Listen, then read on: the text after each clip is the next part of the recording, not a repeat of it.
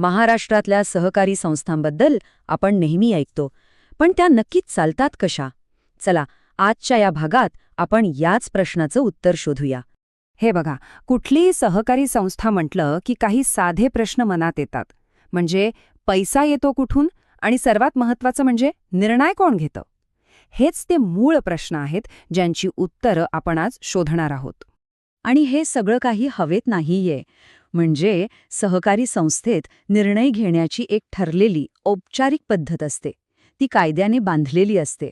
आणि या सगळ्याचा पाया आहे तो म्हणजे 1960चा कायदा, जो आपल्याला सांगतो की संस्थेची रचना कशी असावी, तिचं आर्थिक नियोजन कसं असावं. तर मग आपण हा विषय आणखी सोप्पा करूया. आपण हे सगळं 5 भागांमध्ये पाहणार आहोत. आधी ओळख करून घेऊ, मग भांडवल म्हणजे काय ते बघू, त्यानंतर सभा कशा चालतात ते समजून घेऊ, सभांचे वेगवेगळे प्रकार कोणते आहेत, आणि शेवटी महत्त्वाचे मुद्दे काय आहेत ते पाहू. चला तर मग सुरू करूया. बरं, पहिला भाग, संस्थेची ओळख. तर कुठलाही कायदा उगाच बनत नाही. मग हा महाराष्ट्र सहकारी संस्था कायदा 1960 का बनवला गेला? यामागचं मूळ हेतू काय होता? सोप्पं आहे. या कायद्याचा मुख्य उद्देश आहे तो म्हणजे सभासदांचं आर्थिक हित जपणं, त्यांना पुढे जाण्यासाठी मदत करणं, आणि हे करण्यासाठी संस्थेकडे भांडवल कसं उभं करायचं आणि कारभार कसा चालवायचा याची एक कायदेशीर चौकट हा कायदा देतो.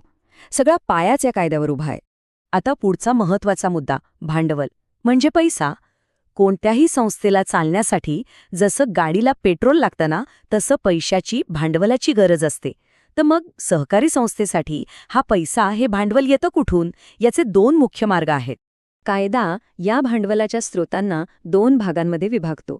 एक म्हणजे अंतर्गत साधनं, म्हणजे संस्थेच्या आतूनच सभासदांकडून उभा केलेला पैसा, आणि दुसरे म्हणजे बाह्य साधनं, म्हणजे बाहेरच्या व्यक्ती, संस्था किंवा सरकारकडून घेतलेला पैसा.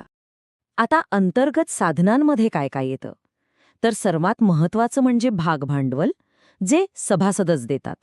मग आहे प्रवेश शुल्क, राखीव निधी, सभासदांकडून घेतलेल्या ठेवी आणि देणग्या. या सगळ्यांमुळे संस्थेला एक स्थिर आणि स्वतःच्या हक्काचा आर्थिक आधार मिळतो. पण समजा संस्थेला आणखी पैशांची गरज लागली तर तेव्हा येतात बाह्य साधनं, म्हणजे बिगर सभासदांकडून ठेवी घेणं, बँकांकडून कर्ज घेणं, कर्जरोख्यांची विक्री करणं किंवा मग सरकारी अनुदान आणि मदत मिळवणं. हे एक प्रकारे उसने घेतलेले पैसे असतात. ओके, तर आता संस्थेकडे पैसा आला, भांडवल उभं राहिलं, म्हणजे गाडीत पेट्रोल तर भरलं, पण गाडी न्यायची कुठे, कुठल्या दिशेने जायचं, हे निर्णय कसे घ्यायचे? आणि इथेच येतो सगळ्यात महत्त्वाचा भाग, सभा म्हणजेच मीटिंग्स. आता सभा म्हणजे काय याची कायद्यात अगदी स्पष्ट व्याख्या आहे. सभा म्हणजे काय? तर अधिकृत सभासदांनी एकत्र येऊन ठरलेल्या वेळेवर आणि ठिकाणी पूर्वनिश्चित विषयांवर चर्चा करून निर्णय घेणं. हे महत्त्वाचं का आहे? कारण यामुळे संस्थेतला कोणताही निर्णय मनमानीपणे नाही, तर लोकशाही पद्धतीने घेतला जातो.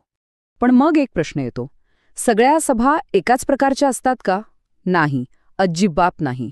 कारण प्रत्येक निर्णय सारखा नसतो. काही निर्णय मोठे असतात, काही रोजच्या कामाचे असतात. म्हणूनच कायद्याने वेगवेगळ्या प्रकारच्या सभांची तरतूद केली आहे.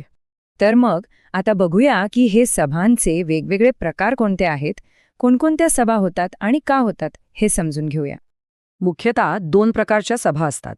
एक म्हणजे सभासदांच्या सर्वसाधारण सभा, जिथे सगळे सभासद एकत्र येतात. संस्थेचा अंतिम अधिकार ह्याच सभांकडे असतो. आणि दुसरा प्रकार म्हणजे व्यवस्थापन समितीच्या सभा. हे म्हणजे संस्थेचं रोजचं कामकाज पाहण्यासाठी जे संचालक मंडळ निवडलेलं असतं ना, त्यांच्या मीटिंग्स. सभासदांच्या सभांमध्येही परत 4 मुख्य प्रकार आहेत, जे संस्थेच्या संपूर्ण जीवनकाळात महत्त्वाचे ठरतात. सगळ्यात आधी संस्था स्थापन झाल्यावर होते पहिली सर्वसाधारण सभा. मग दरवर्षी हिशोब आणि कामाचा आढावा घेण्यासाठी होते वार्षिक सर्वसाधारण सभा किंवा एजीएम. एखाद्या तातडीच्या विषयावर निर्णय घ्यायचा असेल तर विशेष सर्वसाधारण सभा बोलावली जाते. आणि जेव्हा संस्था बंद करायची वेळ येते तेव्हा होते अंतिम सर्वसाधारण सभा. आता दुसरा प्रकार म्हणजे व्यवस्थापन समितीच्या सभा. यामध्ये समितीची पहिली सभा होते, मग संस्थेचं दैनंदिन कामकाज चालवण्यासाठी नियमित सभा होतात, आणि काही वेळा विशिष्ट कामांसाठी लहान लहान उपसमित्या नेमल्या जातात आणि त्यांच्याही सभा होतात. म्हणजे बघा किती सुंदर रचना आहे ही. एकीकडे सभासदांच्या सभांमधनं लोकशाही पद्धतीने मोठ्या निर्णयांवर नियंत्रण ठेवलं जातं आणि दुसरीकडे व्यवस्थापन समिती रोजचं काम फटाफट आणि कार्यक्षमतेने करते. दोन्ही गोष्टी एकत्र चालतात. चला, तर मग आपण जे काही पाहिलं ते थोडक्यात पुन्हा एकदा बघूया. थोडक्यात सांगायचं तर 1960च्या कायद्यानुसार सहकारी संस्था 2 मुख्य खांबांवर उभी आहे. पहिला खांब आहे भांडवल, जे संस्थेचं इंधन आहे. हे अंतर्गत साधनांमधून म्हणजे भाग आणि शुल्क यातून आणि बाह्य साधनांमधून म्हणजे कर्ज आणि अनुदानातून येतं. दुसरा खांब आहे सभा, जे संस्थेचं इंजिन आहे. यामध्ये सभासदांच्या वार्षिक आणि विशेष सभा येतात आणि समितीच्या दैनंदिन कामकाजासाठीच्या सभा येतात. इंधन आणि इंजिन यावरच सगळा कारभार चालतो. आणि शेवटी एक महत्त्वाचा प्रश्न उरतो. सहकारी संस्थेच्या यशाचं खरं रहस्य काय आहे?